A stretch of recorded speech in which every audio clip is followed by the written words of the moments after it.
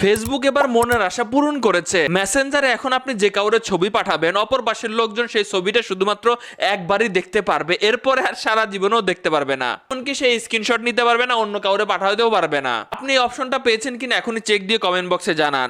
আপনি প্রথমে যে কাউরে একটি ছবি পাঠাতে যাবেন মেসেঞ্জারের মাধ্যমে, তো ছবিটা টিক মার্ক দিয়ে আপনি এডিটে চাপ দিবেন। এডিটে চাপ দেওয়ার পরে আপনি এখানে পাবেন কিপ ইন চ্যাট, এটা জাস্ট টিক মার্ক দিয়ে দিবেন। এই অপশনটা আছে কিনা আপনি জানাবেন কমেন্ট বক্সে। এরপরে আপনি এখানে ওকে বাটনে চাপ দেন, নেক্সট টাইম আর আসবে না এটা। ওকে বাটনে চাপ দেওয়ার পর সেন্ড করে দেন। সেন্ড করার পরে দেখবেন যে একের মতো হয়ে একটা ছবি গেছে, এই ছবিটা একের মতো হয়ে গেছে। অপর পাশের লোকজন জাস্ট একবার ক্লিক করে দেখতে পারবে, এরপরে আর সে কখনোই এটা দেখতে পারবে না। মেসেঞ্জারের এই আপডেটটা অসাধারণ লাগছে।